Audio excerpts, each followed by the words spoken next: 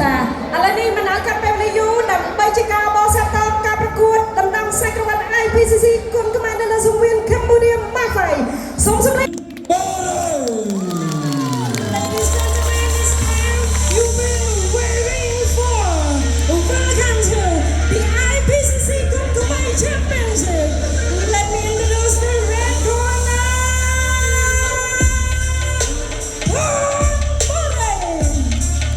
He's standing at 1.16 centimeters long, and his weight is at 54 kilograms. Professional pickup from 9-5, 14 victory. It loses 1 draw and a 10 win.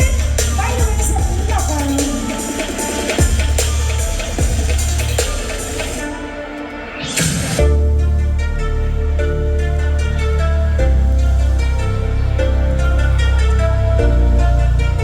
เจ้าหน้าที่บนดินกลากบองกูกระหองบานบองหายกลุนรุ่ยรอลเจียวต่ออันดัลกลากบองกูกิว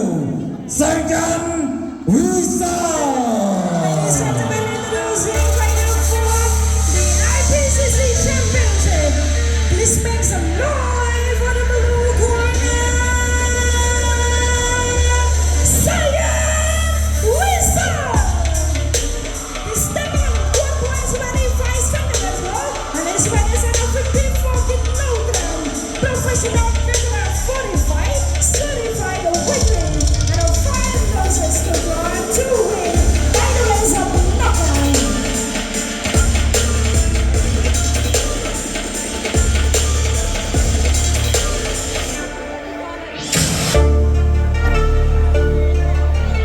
ประงอนตุตัสนชนที่ทีมไตรบอลดินกลากទាំងពីររូប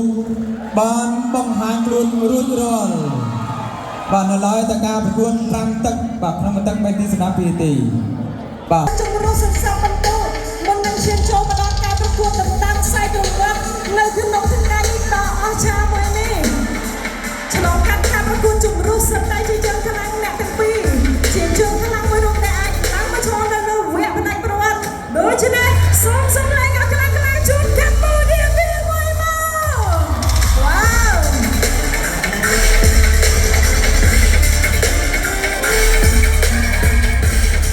សូមលេងដល់ឲ្យខ្សែក្រវ៉ាត់ IPCC គុណកម្មាមួយ ខ្សែក្រវ៉ាត់ដ៏ស្រស់ស្អាតមួយនេះបានទៅលើខៀវលើកូនក្រហមបង្គោលក្រហមសូមទាំងដែរបង្គោលខៀវ please make some noise oh my god amazing มันเป็นកីឡាករបង្គោលខៀវបញ្ចប់ថ្ងៃនេះសូមតែឲ្យកម្មវិធីបានលើកឡើង 5ទឹកពេញយ៉ាងសុខសាន្ត ចា សូមលេងផ្ដល់កម្លាំងចិត្តដល់កីឡាករទាំងពីរឲ្យបានខ្លាំងមួយសូមទាំងឲ្យខេមរៀបមួយបាទថ្ងៃនេះបាទពិត ប្រកួតអរិយកាលជាច្រើនសប្តាហ៍និងជាច្រើនដំណាក់កាលនៅប្រមូលផ្ដុំសិតតែកីឡាករជើងខ្លាំងលំដាប់នៅក្នុងប្រភេទទាំង54គីឡូក្រាមដែលរៀបចំដោយស្ថានីយ៍ទូរទស្សន៍ខោចាការបូកដល់បន្ទុកនៃចាគណៈកម្មការរៀបចំការប្រកួតកីឡាបដាល់គុនខ្មែរចាបន្តិចទៀតបងប្អូននឹងបានឃើញជើងខ្លាំងដែលជាម្ចាស់ខ្សែក្រវ៉ាត់ដែលអាចក្រុងលើខ្សែក្រវ៉ាត់ពីកម្មវិធី Cambodia Mark Fight ម្ចាស់ខ្សែក្រវ៉ាត់24លានរៀលជើងឯកក្រុងចំនួន12លានរៀលផងដែរ បាទភីវក្រហម អញ្ចឹងពេលវេលាដែរបងប្អូនតឹងរងចាំបានឈានចូលមកដល់ហើយលទ្ធផលនៃការប្រកួតវគ្គផ្ដាច់ព្រាត់ដណ្ដើមខ្សែក្រវ៉ាត់ IPCC នៅលើសង្វៀន Cambodia Mark Fight របស់ថោននៅក្នុងពេលបន្តិចទៀតនេះនឹងបានដឹងថាតើអ្នកណានឹងជាម្ចាស់ខ្សែក្រវ៉ាត់នៅក្នុងពេលបន្តិចទៀតនេះអមជាមួយទឹកប្រាក់24រៀលរៀល បាទឥឡូវនេះពិន្ទុបានមកដល់ដៃខ្ញុំបានហើយ ចា បាទ ចឹងឥឡូវនេះ នេះបាទខ្ញុំបានសូមប្រកាសលទ្ធផលជាផ្លូវការតែម្ដងឆ្លងកាត់ការប្រកួត5ទឹកពេញយ៉ាងសុខសាន្តសម្រាប់ការប្រកួតគូដណ្ដើមខ្សែក្រវ៉ាត់វគ្គផ្ដាច់ព្រាត់ក្នុងប្រភេទទម្ងន់54គីឡូក្រាម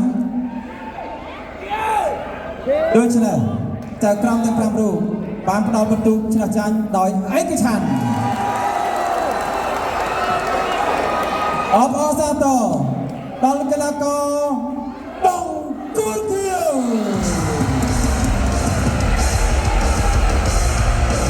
ចាអបអរសាទររបស់លោកគ្រូសាមសាយ៉ាន់ក្នុងរយៈពេល12ថ្ងៃមានកូនសិស្សដល់12រូបក្រុមបាក់ខ្សែក្បាច់ IPCC ចាដោយឆ្លងកាត់ការប្រកួតយ៉ាងជក់ចិត្តនិងតានតឹងអបអរសាទររបស់សាយ៉ាន់វិសាលដែលខិតខំប្រឹងប្រែងហើយក៏ចូលរួមសោកស្ដាយទៅដល់កីឡាករធម្មតាយ៉ាងហោចណាស់គឺយើងបានប្រឹងប្រែងអស់ពីសមត្ថភាពឡើងមកដល់វគ្គនេះអាចចាប់ទុកថាយើងជាច្រើនខ្លាំងមួយរូបហើយ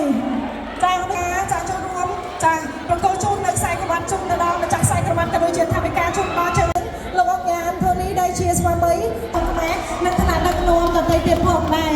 ចាសូមក្រុមអញ្ជើញ4គីឡូក្រាមអបអរសាទរ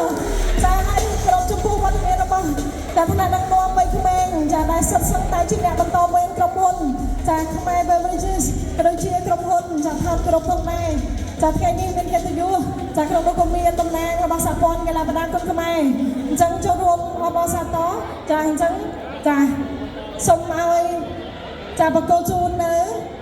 ចាខ្សែក្បាច់ក៏ដូចជាថាវិការចាអញ្ចឹងឲ្យធ្វើការចាហុចតដើម្បីឲ្យតំណាងចារបស់ចាស្ថាប័នចារបស់យើងគឺធ្វើការបំពាក់ជូនតែម្ដងចាហើយនឹងធ្វើការបំពាក់ជូននៅកម្រងការជូនទៅដល់កីឡាករដែលជាម្ចាស់ JVP ក៏ដូចជាជើងឯកក្រុងអបអរសាទរជាថ្មីដល់កីឡាករស្រីវិសាចាបាទឥឡូវនេះយើងរកឃើញហើយបាទសម្រាប់ម្ចាស់ខ្សែក្រវ៉ាត់បាទក្នុងប្រភេទទម្ងន់54គីឡូក្រាមបាទសៅយ៉ាន់វិសាលចាអរគុណចង់សុំថតបរិយមកចាអូនគណៈថតបរិយយើងតិចសម្រាប់ជើងឯករងកណាមិញយើងគឺជាជើងខ្លាំងហើយប៉ុន្តែកណាមានឆ្នាំមានចាញ់បែបនេះចាខុសត្រូវបន្ទុកគ្នាតែបន្តិចទេប៉ុន្តែយ៉ាងណាមិញក៏យើងជាជើងខ្លាំងមួយរូបដែរនៅក្នុងវគ្គនេះចាដូចគ្នាចាអញ្ចឹងថតបរិយគឺទទួលបានការឧបត្ថម្ភលើកទឹកចិត្តដែរចាក្នុងនោះគឺចាចំនួន12លានរៀលសម្រាប់ជើងឯករងចា12លានរៀលអញ្ចឹងសម្រាប់ជើងឯកគឺទទួលបាន24លានរៀលពីចាក្រុមហ៊ុនជីម៉ងចាដែលជាបុតសម្ព័ន្ធរបស់ខ្មែរ Beverages ចាអរគុណមែនទែនអបអរសាទរជាថ្មីដល់កីឡាករបង្គោលខៀវសាយ៉ាន់វិសាលចាឆ្លៀតនៅក្នុងឱកាសនេះផងដែរនេះខ្ញុំក៏សូមគោរពថ្លែងអំណរគុណទៅដល់ថ្នាក់ដឹកនាំនៃស្ថាប័នចាទាំងពីរចាទាំងសហព័ន្ធកីឡាបណ្ដាគុណខ្មែរក៏ដូចជាក្រុមហ៊ុនខ្មែរ Beverages ហើយនិងស្ថានីយទូរទស្សន៍ថោនហើយក៏មិនភ្លេចអរគុណទៅដល់ប្រមុខថ្នាក់ដឹកនាំទាំងពីរចាដែលបានចាយកនូវសន្តិភាពជូនប្រជាជនចក្រកម្ពុជាដូច្នេះបងប្អូនកុំភ្លេចអរគុណនូវសន្តិភាពហើយចូលរួមគាំទ្រផលិតផលខ្មែរ Beverages ចាអរគុណច្រើនសូមគ្រប់អរគុណចាទៅដល់ថ្នាក់ដឹកនាំរបស់យើងផងដែរកម្មវិធី Mafai ចាំបានឈានចូលមកដល់ទីបញ្ចប់វត្តមាននេះខ្ញុំសូមអរគុណអ្នកគាំទ្រមែនទែនកម្លាំងនៃការស្នេហាវិស័យកីឡាបណ្ដាលគុណខ្មែររបស់ចាពុកម៉ែបងប្អូនគឺជាចលនាមួយដ៏អស្ចារ្យដែលជំរុញឲ្យវិស័យគុណខ្មែរយើងកាន់តែរីកចម្រើនបន្តទៅមុខទៀតដែលមានការឧបត្ថម្ភគាំទ្រពីថ្នាក់ដឹកនាំរបស់យើងចាដូច្នេះសូម